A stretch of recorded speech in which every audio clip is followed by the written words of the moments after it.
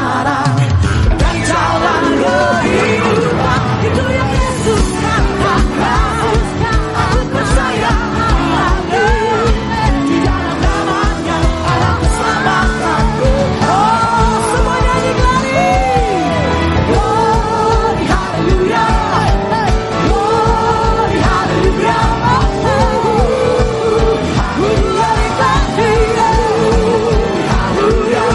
Di dalam namanya ada keselamatan. Glory, glory, glory, haleluya, glory, haleluya, glory, haleluya. Di dalam namanya ada keselamatan. Satu nama yang menjadi pengharapan kami. Iman kami tidak akan tergoyahkan oleh apapun. Sebab kami tahu di dalam namamu ada kehidupan yang kekal. Satu-satunya jalan hanya Yesus. Baik, Bapak Ibu Saudara yang dikasih oleh Tuhan, sebelum kita membaca dan merenungkan firman Tuhan, mari kita terlebih dahulu berdoa. Bapa kami dalam kerjaan surga, seperti pujian yang kami naikkan kepadamu ya Tuhan, kami yakin bahwa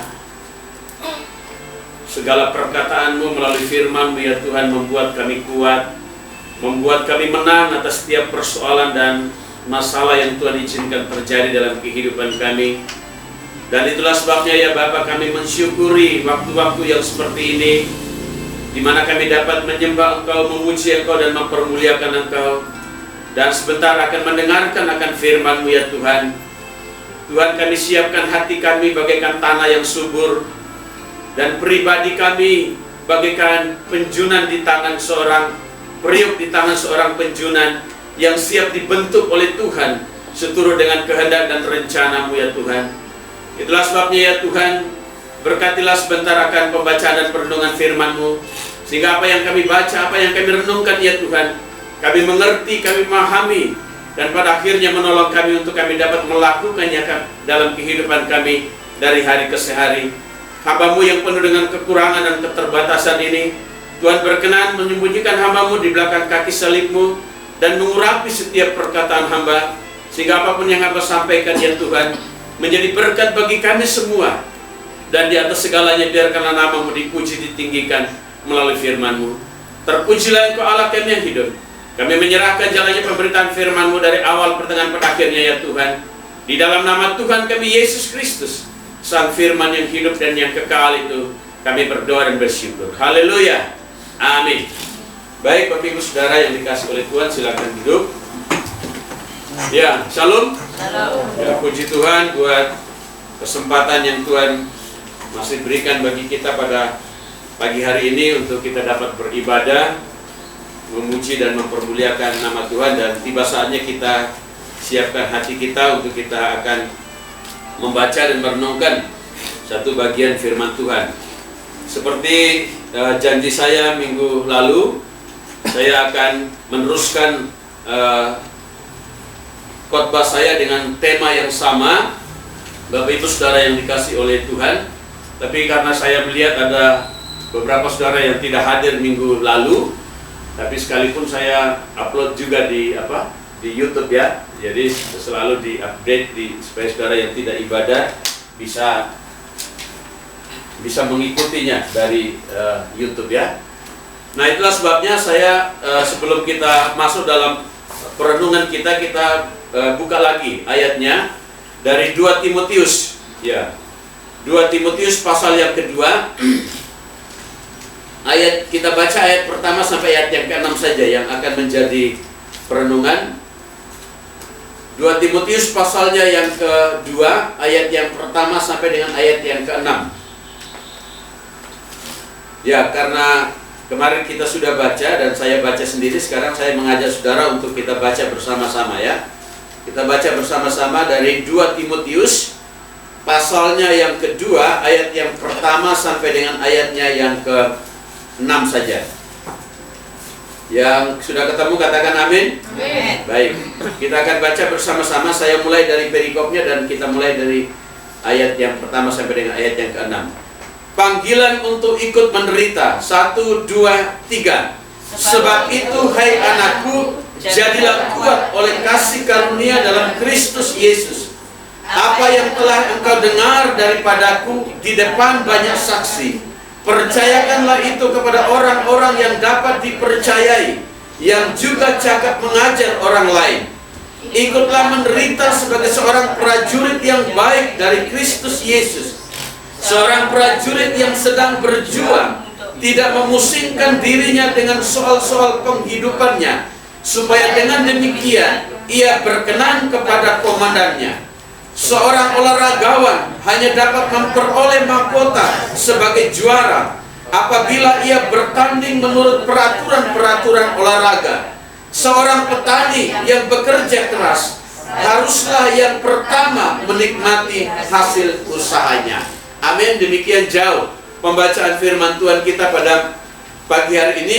Bapak Ibu Saudara yang dikasih oleh Tuhan, kalau sedikit saya mereview apa yang kita sudah renungkan minggu lalu, supaya kita bisa mengikuti benang merahnya istilahnya dari apa yang kita renungkan hari ini, dengan tema besarnya yaitu menjadi pribadi yang kuat, menjadi pribadi yang kokoh dalam segala situasi dan kondisi apapun yang terjadi dalam kehidupan saudara dan saya. Sama seperti ilustrasi dalam sebuah cerita yang saya sampaikan kemarin Bapak Ibu Saudara di awal dari perenungan kita tentang dua jenis tanaman yang ditanam oleh Pak Marco dan yang ditanam oleh Pak Thomas, yang dimana tanaman yang ditanam oleh Pak Thomas yang setiap hari disiram dengan air yang banyak, yang cukup, dan sementara di satu sisi tanaman Pak Marco disiram dengan air yang sedikit saja, tidak terlalu banyak. Dan kita lihat hasilnya, ternyata hasilnya ketika tanaman itu bertumbuh, tanaman Pak Thomas kelihatan lebih hijau dan kelihatan lebih subur. Tetapi ironisnya Bapak Ibu Saudara yang dikasih oleh Tuhan, ketika satu malam terjadi badai, ya semalaman justru tanaman Pak Marco yang disirami dengan air yang sedikit justru berdiri kokoh, tetap berdiri kuat. Sementara tanaman Pak Thomas yang disirami dengan banyak air dan tumbuh dengan subur dan rimbun, bahkan hijau, tercabut dari tanah dan bahkan sampai ke akarnya. Dan kita tahu jawabannya apa yang menyebabkan itu. Yang menyebabkan itu ternyata Bapak Ibu Saudara yang dikasih oleh Tuhan, ketika tanaman Pak Marco diberi air sedikit, ya dia memiliki filosofi atau pemahaman, kalau dia memberi tanamannya sedikit air, maka tanaman itu sendiri akan berusaha sedemikian rupa menancapkan akarnya jauh ke dalam tanah itu untuk mencari air tambahan yang dibutuhkan dalam pertumbuhan itu. Semakin dia menancapkan akarnya ke dalam tanah untuk mencari sumber air dalam tanah itu, semakin kokoh dan kuatlah dia. Sehingga ketika ada badai apapun yang datang, tanaman itu akan tetap berdiri dalam segala situasi dan kondisi apapun. Nah, ini sebuah gambaran kehidupan rohani kita untuk menjadikan kita sebagai pribadi yang kuat. Bapak Ibu Saudara yang dikasih oleh Tuhan, kalau kita mau menjadi pribadi yang kuat, Bapak Ibu Saudara yang dikasih oleh Tuhan, maka prinsip yang pertama yang harus kita pahami adalah kita harus siap untuk menderita, ya. Siap untuk menanggung penderitaan, yang tentunya penderitaan yang diizinkan oleh Tuhan, bukan penderitaan yang dibuat-buat sendiri oleh seseorang. Lalu kita berkata, oh saya sedang pikul salib. Ya, saudara mungkin masih ingat renungan saya hari Sabtu atau hari Jumat, saya lupa sendiri itu ya. Ada orang yang mengatakan, ya seorang mahasiswa, ya kuliah saya kok tidak selesai-selesai ini. Ya, inilah salib saya yang harus saya pikul selama ini. Ternyata punya cek, dia tidak selesai-selesai bukan oleh karena dia bukan karena dia rajin, tetapi justru karena dia malas mengerjakan tugas-tugas kuliahnya, sehingga banyak yang tertunda nilainya dan tidak selesai-selesai. Ya, seorang pemuda yang berkata dipecat dari pekerjaannya dan dia berkata, oh ini salib yang saya pikul sekarang ini. Lalu dicek, ternyata dia dipecat oleh karena dia sering bolos karena malas bangun pagi. Lalu dia berkata, oh inilah salibku. Saudara, bukan itu salib yang dimaksudkan. Ya, penderitaan yang dimaksudkan itu penderitaan yang kita buat sendiri, bukan penderitaan yang diizinkan oleh Tuhan. Tetapi ada penderitaan yang diizinkan oleh Tuhan. Misalnya dalam situasi yang sekarang ini, ya banyak hamba Tuhan, banyak orang percaya yang mengatakan bahwa situasi sekarang ini sengaja diizinkan oleh Tuhan. Dengan berbagai macam sudut pandang dan kacamata orang melihat situasi dan kondisi ini. Dan pada akhirnya semua punya kesimpulan, semua ini ada dalam kendali Tuhan, diizinkan Tuhan, oleh karena ada maksud dan tujuan Tuhan. Dan kita harus ikut merasakan kesulitannya, penderitaan, dan kesukaran, bahkan masalah-masalah yang ada di dalam situasi dan kondisi saat ini. Kalau itu diizinkan Tuhan, Bapak Ibu Saudara yang dikasih oleh Tuhan, maka bagaimana caranya menjadikan kita sebagai pribadi yang kuat? Kalau itu kita percaya sebagai sesuatu yang diizinkan oleh Tuhan, kita harus siap untuk menjalani hidup ini, sekalipun dalam situasi yang sukar, sekalipun dalam situasi yang sulit, sekalipun banyak penderitaan, banyak tantangan yang kita alami dalam kehidupan saudara dan saya. Karena disinilah kita belajar untuk menjadi pribadi yang kuat. Disinilah kita belajar untuk semakin hari semakin melatih otot-otot rohani kita, ya, supaya tambah kuat ketika kita menghadapi tantangan, kesulitan dan persoalan. Oleh karena kita terlatih dengan situasi-situasi seperti itu, maka kita tidak akan mudah meninggalkan Tuhan. Kita akan sampai kepada garis akhir kehidupan kita. Dan sama seperti Rasul Paulus berkata di akhir hidupnya ketika dia dieksekusi mati, dia berkata, aku telah mengakhiri pertandingan, ya, aku telah sampai ke garis akhir, dan aku telah memelihara apa yang Tuhan percayakan kepadaku sampai saat ini. Dan tentunya Tuhan mau juga supaya di akhir hidup kita, apapun yang terjadi, bagaimanapun tantangannya, bagaimanapun kesulitannya, mari kita menjadikan hidup kita, menjadikan pribadi kita sebagai pribadi yang kuat, yang salah satunya adalah siap menerima penderitaan, tantangan dan kesulitan yang Tuhan izinkan terjadi dalam hidup kita. Nah, sekarang kita akan merenungkan penderitaan melalui apa saja yang menjadikan kita sebagai pribadi yang kuat. Ya, penderitaan yang seperti apa saja yang menjadikan kita pada akhirnya menjadi pribadi-pribadi yang betul-betul kuat di dalam kehidupan saudara dan saya. Yang pertama, Bapak Ibu Saudara, kalau kita memperhatikan dalam ayat yang keempat, ya, dari ayat yang keempat sampai dengan ayat yang keenam, tadi kita melihat, kita membaca ada 3 jenis profesi yang diangkat oleh Rasul Paulus sebagai sebagai gambaran bagi pembacanya untuk mengajarkan sebuah prinsip, ya, penderitaan yang akan dialami oleh seseorang untuk menjadikan dia sebagai pribadi yang kuat dalam 3 hal ini. Yang pertama, dalam ayat yang keempat dikatakan, seorang prajurit yang sedang berjuang tidak memusingkan dirinya dengan soal-soal penghidupannya, supaya dengan demikian ia berkenan kepada komandan. Yang pertama, profesi yang dipakai oleh Rasul Paulus di sini adalah seorang prajurit. Ya, itulah sebabnya saya pakai istilah, ya, kalau kita mau merenungkan penderitaan melalui apa saja yang menjadikan kita pribadi yang kuat, maka yang pertama adalah penderitaan seorang prajurit. Jadi penderitaan seorang prajurit. Jadi ini tentunya sebuah gambaran. Apa sih penderitaan sebagai seorang prajurit itu, Bapak Ibu Saudara yang dikasihi oleh Tuhan? Ya, apa yang menjadi bagian dari kesulitan, masalah yang dihadapi oleh seorang prajurit?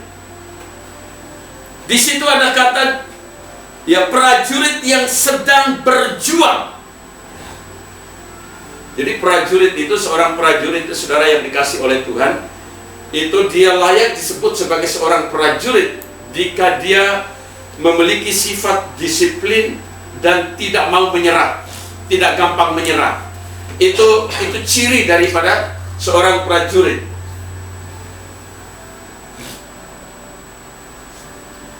Jadi seorang prajurit yang gagah berani, Bapak Ibu saudara yang dikasih oleh Tuhan, ya, dia harus disiplin. Itulah sebabnya di situ dikatakan dia berkenan kepada komandannya. Ya, kalau dia mau berkenan kepada komandannya, jadi dia itu hanya menjalankan segala sesuatu atas perintah komandan. Apa kata komandan itu dia harus siap melakukan, mengerjakan itu, dan harus tuntas, tidak boleh tidak tuntas. Itulah sebabnya seorang prajurit itu dia seringkali punya semboyan. Kalau dia berperang itu lebih baik saya mati di medan pertempuran daripada saya pulang hidup-hidup. Itu semboyannya, saudara yang dikasih oleh Tuhan. Tetapi penderitaan seorang prajurit, Bapak Ibu Saudara yang dikasih oleh Tuhan, tidak saja ketika dia sudah menjadi seorang prajurit, tapi ketika dia mau menjadi seorang prajurit itu penderitaan yang luar biasa. Tidak gampang untuk menjadi seorang prajurit atau menjadi seorang tentara. Kadek ini katanya cita-citanya mau jadi tentara, ya. Ya, tidak mudah itu nanti mau jadi tentara. Kenapa? Karena saya pernah rasakan, saudara. Nggak percaya? Coba lihat fotonya Bapak ya. Jadi tentara dulu ya. Itu fotonya Bapak dulu jadi tentara. Saya dulu latihan di Rindam sini Tabanan itu 1 bulan. Latihan sama-sama dengan Catam. Dari Catam itu apa? Calon tentara yang masih tamat SD, baru tamat SD itu lalu mereka. Jadi saya dulu ambil Menwa. Menwa itu resimen mahasiswa. Jadi kami dilatih di Rindam di sini dulu tahun 91 kalau tidak salah. Itu selama 1 bulan. Lalu di Singaraja itu ada namanya Polaki. Polaki itu tempat latihan tembak. Jadi latihan tembak. Jadi 1 malam kami dilepas di hutan itu.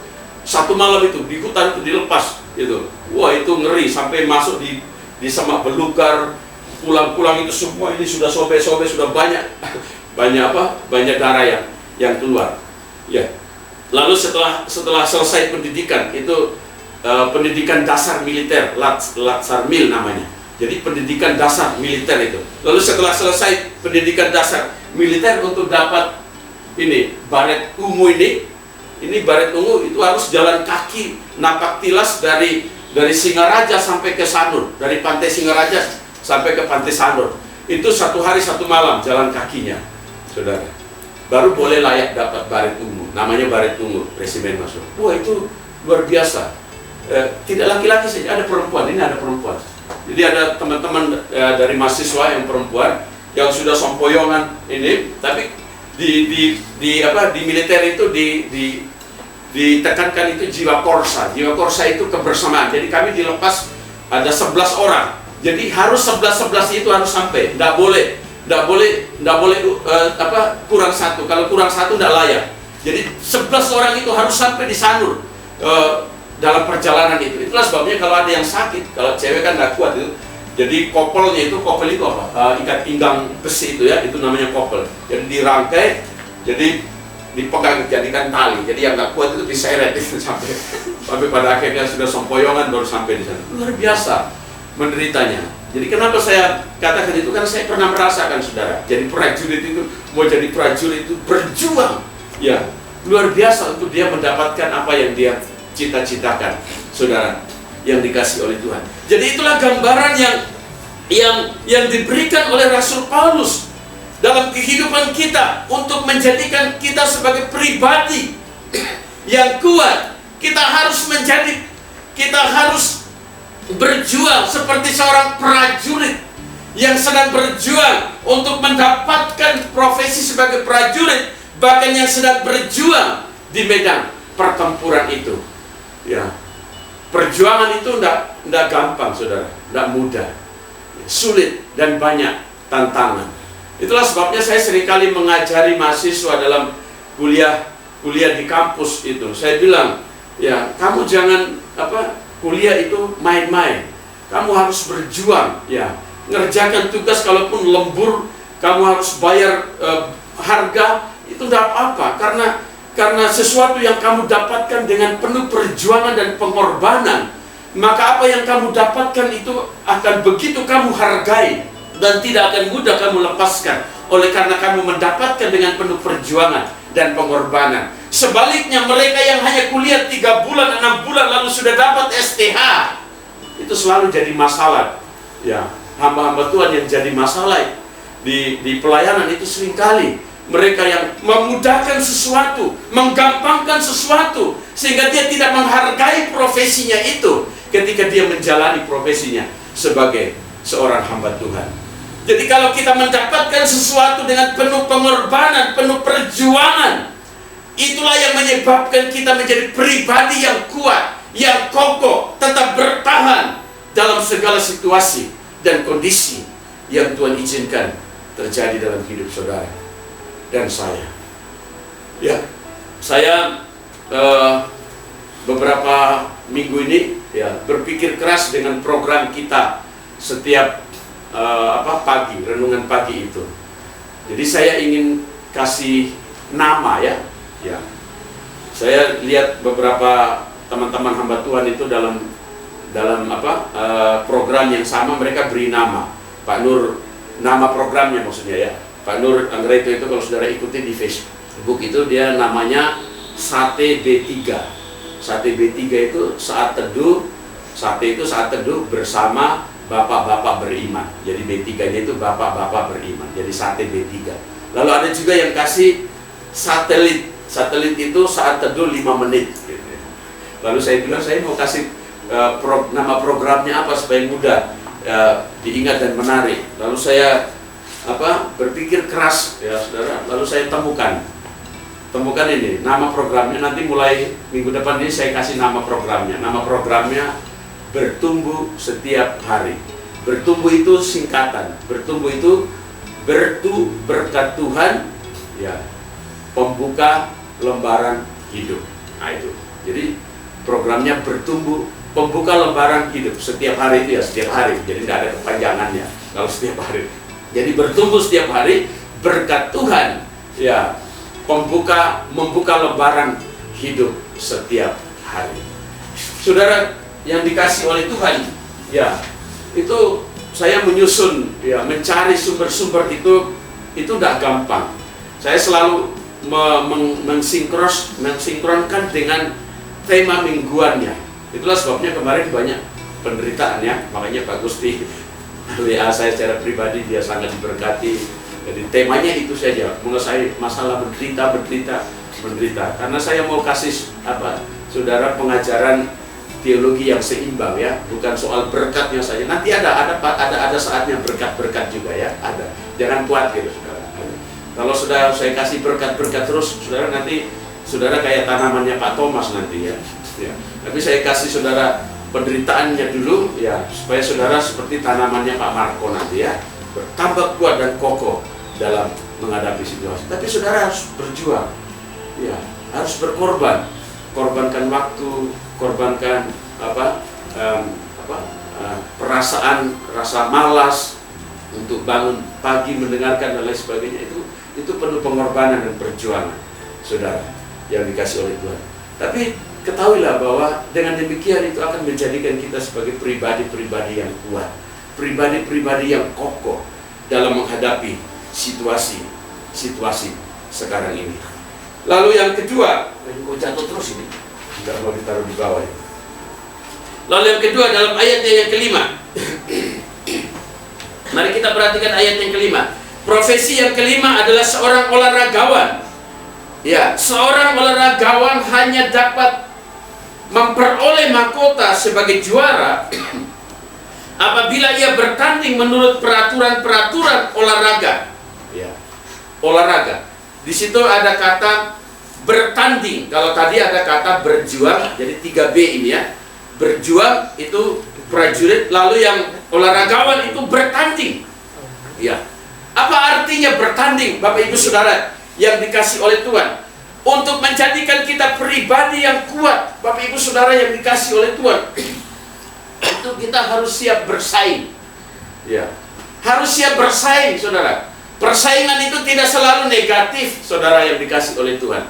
Persaingan itu ada yang sehat, ada yang tidak sehat. Tergantung jenis persaingannya, saudara, yang dikasih oleh Tuhan. Itulah sebabnya kalau saudara baca Ibrani, itu ada ajakan, marilah kita berlomba-lomba. Itu lomba, ada lomba, saudara. Itu pertandingan, ya, itu persaingan, ya, persaingan untuk hal-hal yang baik itu tidak salah. Yang salah itu bersaing untuk hal-hal yang tidak baik. Itu yang tidak diizinkan oleh Tuhan. Ya, itulah sebabnya seorang olahragawan ketika dia berani bertanding, berani bersaing, ya, adu kekuatan, adu ketangkasan, adu apa saja, Bapak Ibu Saudara yang dikasih oleh Tuhan, kalau dia siap, ya, pasti dia akan mendapatkan apa yang dia inginkan, seperti yang bisa disebutkan di sini. Mahkota, ya, mahkota itu hadiah yang dia akan peroleh ketika dia akan menjadi juara. Ya, itulah sebabnya ada rambu-rambunya. Rambu-rambunya apa? Peraturan, ya, peraturan. Itulah sebabnya dikatakan bertanding menurut peraturan olahraga. Jadi kalau tidak bertanding menurut peraturannya, ya pasti didiskualifikasi. Ya, sekalipun dia kuat, ya, sekalipun dia menang, dia kelihatan menang, lebih kuat, tapi kalau dia tidak bertanding menurut peraturan olahraganya, ya, dia tidak layak dikasih sebagai seorang juara. Saudara yang dikasih, apa aplikasinya dalam kehidupan kita? Ya, kita sadar, kita harus sadar. Zaman sekarang Bapak Ibu Saudara yang dikasih oleh Tuhan, itu kita seolah-olah dibawa kepada situasi dan kondisi di mana selain kita berjuang, tetapi kita juga harus bersaing. Ya. Kita harus siap bertanding. Ya. Bersaing dalam artian Bapak Ibu Saudara yang dikasih oleh Tuhan, melakukan segala sesuatu, menunjukkan bahwa kita bisa. Ya, kita lebih baik dari orang lain. Bukan tujuannya untuk membanggakan diri kita, tetapi supaya apa yang kita lakukan itu dihargai oleh orang lain, dan orang lain bisa senang dengan apa yang kita kerjakan. Saudara yang menjadi karyawan, saudara yang apapun profesinya, saudara yang dikasih oleh Tuhan, kalau pekerjaan saudara lebih baik daripada si yang lain, pasti saudara yang akan dipilih, pasti saudara yang akan diorbitkan. Kalau kehidupan, ya, etika saudara, perilaku saudara lebih baik dari orang lain, pasti saudara yang akan dipromosikan, pasti saudara yang akan lebih dahulu, ya, menjadi catatan bagi tempat kerja saudara untuk diorbitkan dan lain sebagainya. Ya, situasi dari hari ke hari saudara selalu ditandai dengan persaingan, ya, persaingan. Dan orang-orang yang siap untuk bertanding, bersaing dalam segala aspek kehidupan, mereka yang akan menjadi pemenang.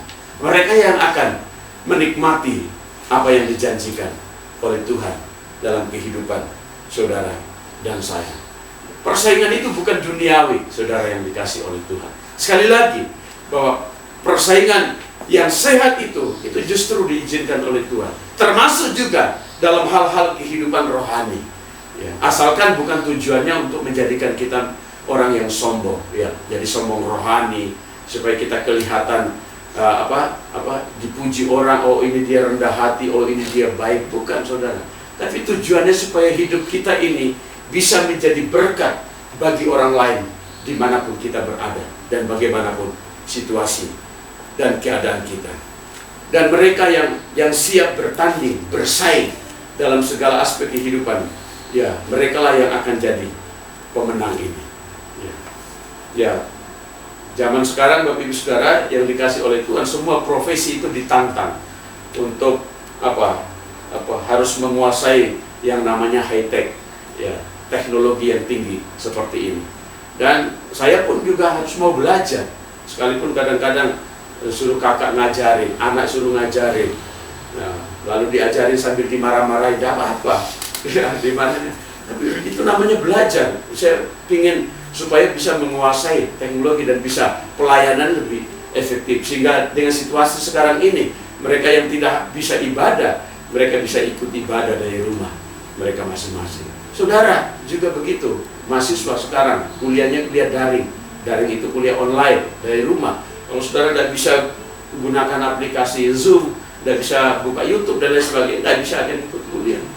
Mau tidak mau harus mengikuti situasi dan perkembangan yang ada sekarang ini. Demikian juga di dunia kerja, saya percaya itu banyak kemajuan dan perubahan dengan situasi dan kondisi seperti ini. Dan kita harus bisa menyesuaikan diri dengan dengan perkembangan sekarang ini, supaya kita bisa menjadi pribadi yang kuat dalam segala situasi. Orang yang tidak mau belajar itu adalah orang yang istilahnya pesimis ya, orang pesimis itu. Saya tidak bisa, saya kan orang tidak berpendidikan, saya kan dari kampung tidak bisa. Itu orang pesimis itu ya. Saya kan dari sononya sudah begitu. Ya kalau sudah begitu ya dari sono terus. Nah, harus mau belajar, saudara, situasi dan kondisi, dan orang-orang yang siap untuk bersaing dan bertanding dalam segala aspek itu, mereka lah yang akan menjadi pemenang dalam kehidupan saudara dan saya. Lalu yang ketiga, yang terakhir dalam ayat yang ke-6. Ayat yang ke-6 itu seorang petani. Ya, dikatakan seorang petani yang bekerja keras haruslah yang pertama menikmati hasil usahanya. Jadi kalau prajurit itu berjuang, kalau olahragawan itu bertanding, lalu petani itu B yang ketiga itu bekerja keras. Harus ada kerja keras, saudara. Ya, kita tidak bisa lagi dalam situasi dan kondisi seperti ini. Orang Timur bilang leha-leha, ya, leha-leha tahu ya? Itu malas-malasan, ya. Tidak bisa lagi, saudara. Kita dipaksa untuk harus kreatif, kerja keras dengan berbagai macam hal yang bisa kita lakukan untuk kita dapat bertahan hidup dalam segala situasi dan kondisi apapun. Itulah sebabnya saya seringkali katakan bahwa kerja keras itu bukan duniawi, saudara yang dikasih oleh Tuhan.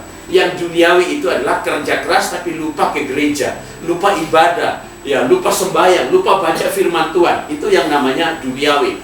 Tapi kalau saudara kerja keras tapi minggu ibadah, pagi dengarkan renungan firman Tuhan, rajin berdoa dan lain sebagainya, justru itu yang dikehendaki oleh Tuhan. Maka Tuhan bilang, kalau seorang tidak mau bekerja, janganlah ia makan. Lalu Tuhan bilang, belajar pada semut itu. Hai pemalas, belajar kepada semut. Lihat tingkahnya yang tidak menanam dan sebagainya. Dia mengumpulkan makanannya pada musim-musim tertentu. Lalu pada musim kemarau, lalu pada musim hujan, dia di dalam tanah terus, dia tidak keluar, tapi sudah ada persediaan makan. Lihat tingkahnya itu. Masa manusia disuruh belajar sama semut? Kan lucu itu. Makanya saudara belajar dari saya nih. Dari firman Tuhan. Dari firman Tuhan maksudnya ya. Jadi harus kerja keras, saudara. Gunakan segala kreativitas apa yang bisa kita lakukannya. Saya senang banyak jemaat saya sudah singgung juga beberapa waktu yang lalu, kreatif nanam apa di pekarangan, apa yang bisa ditanam, sekalipun tidak bisa tumbuh, pada akhirnya tidak bisa dimakan pula. Waktu pembimasnya datang di sini, dia lihatin, Pak Pendeta lagi bercocok tanam juga ya. Iya Bu, saya bilang begitu. Inilah harus kreatif sekarang. Saya harus beri teladan pada jemaat supaya mereka kreatif dalam segala situasi dan kondisi yang ada ini. Kalau hanya ngajari saja tapi tidak melakukan, itu nanti mereka bilang itu hanya bisa ngomong tok tapi tidak bisa lakukan. Makanya saya nanam sawi, nanam cabai, nanam tomat, tapi belum buah ya. Nanti kalau sudah buah baru saudara boleh ambil ya. Tapi saya sudah dapat hasil panennya, Pak Gusti, hasil panennya Bu Kori sudah dapat itu. Bu Agnes semua sudah dapat panennya. Tapi itu harus kerja keras, saudara. Tidak bisa lagi situasi sekarang ini, tidak bisa lagi menuntut kita malas-malasan dan lain sebagainya. Kita harus berusaha dengan kekuatan yang ada pada kita untuk kita dapat memaksimalkan potensi dan hidup kita supaya lebih baik dari apa yang kita harapkan dalam situasi kondisi seperti ini. Karena apa? Karena kalau kita kerja keras, kita juga yang akan menikmati. Tidak mungkin orang lain akan menikmatinya. Itulah sebabnya dikatakan di sini seorang petani yang kerja keras haruslah yang pertama menikmati hasil usahanya. Iya, saudara yang menikmati. Dan mungkin orang lain. Kalaupun orang lain itu paling istri, anak-anak kita yang akan menikmati itu terlebih dahulu dalam kehidupan kita yang kita perjuangkan itu. Kita sendiri yang akan menikmati. Ya. Petani, saudara, selain dia kerja keras, dia butuh kesabaran. Ya harus sabar ya. Dan pekerjaannya kadang-kadang membosankan seorang petani itu. Tiap pagi ya bangun pagi ambil cangkul, rawat, itu sih tiap pagi. Itu bosan, membosankan. Saudara, sama dengan saudara yang kerja di kantor ya, kadang-kadang begitu. Bangun pagi, pergi kantor, pulang itu terus kadang-kadang membosankan dalam pekerjaan kita. Tapi itu dibutuhkan kesabaran juga. Kadang-kadang ketika kita kerja sudah keras berjuang, bahkan sudah banting tulang, bahkan banting piring, tapi hasilnya tidak ada atau tidak maksimal. Nah disitulah saudara diuji kesabarannya. Kalau saudara minta kesabaran dari Tuhan, Tuhan pasti uji saudara dengan kesabaran, dengan seperti itu. Tapi kalau sudah Tuhan kasih gitu, jangan protes. Loh kan saudara yang minta sabar ya, minta kesabaran ya. Tuhan beri saya kesabaran, lalu Tuhan kasih ujian kesabaran, loh. Ya gimana kamu yang minta supaya sabar, saya kasih ujian kesabaran, bagaimana kamu bisa sabar kalau saya tidak kasih ujian untuk latih kamu sabar? Ya kadang-kadang Tuhan buat gitu, saudara, supaya kita belajar untuk sabar dalam kehidupan kita. Menanti ya waktu Tuhan adalah waktu yang terbaik dalam kehidupan saudara dan saya.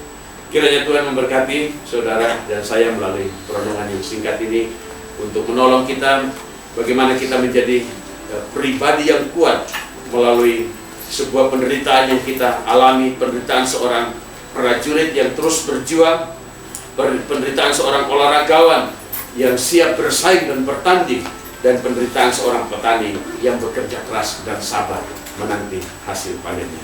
Tuhan Yesus memberkati saudara dan saya. Mari kita berdiri bersama-sama berdoa dan bersyukur untuk firman-Nya dan sekaligus mengakhiri ibadah kita pada pagi ini. Mari kita berdoa. Bapa kami dalam kerjaan surga, dengan segala keterbatasan yang hamba-Mu miliki dan waktu yang kami miliki, hamba-Mu telah berhenti untuk berbicara, menyampaikan prinsip-prinsip kebenaran ini. Tetapi hamba percaya bahwa ada pribadi yang tidak pernah dibatasi oleh waktu dan kemampuan manusiawi, yaitu Allah Roh Kudus, yang mampu lebih banyak berbicara dalam hati dan pikiran kami dari apa yang hamba-Mu sampaikan pada hari ini ya Tuhan. Itulah sebabnya kami berdoa, biarlah firman-Mu yang kami dengar, firman-Mu yang kami terima hari ini ya Tuhan, Tuhan tanamkan dan materaikan dalam hati dan pikiran kami, sehingga dapat menjadi bagian dalam kehidupan kami dan teraplikasi dalam kehidupan kami yang nyata dari hari ke hari. Terima kasih Engkau mengajarkan kepada kami bentuk penderitaan apa saja yang membuat kami menjadi pribadi yang kuat ketika kami siap untuk berjuang, siap untuk bersaing, dan siap untuk bekerja keras dan sabar dalam segala hal, dalam situasi-situasi yang Tuhan izinkan terjadi saat ini ya Tuhan. Terima kasih untuk segala berkat-Mu yang kami nikmati melalui ibadah ini. Dan biarlah sebentar kami pulang ya Tuhan, membawa berkat-berkat itu, menghidupinya dan menjadikannya berkat bagi orang lain. Itulah sebabnya saudara-saudaraku yang dikasihi oleh Tuhan, terus arahkanlah hatimu kepada Tuhan, berharaplah kepada Dia menjadi sumber segala berkat. Sekarang pulanglah, angkatlah kedua tanganmu dan terimalah berkat dari Tuhan. Tuhan memberkati saudara dan melindungi saudara. Tuhan menyinari saudara dengan wajah-Nya dan memberi saudara kasih karunia. Tuhan menghadapkan wajah-Nya kepadamu dan memberi saudara damai sejahtera. Semua berkat ini kita terima dalam nama Bapa, Anak, dan Roh Kudus yang menyertai saudara-saudara sekalian hari ini sampai selama-lamanya. Amin. Bapa, terima kasih. Yeah.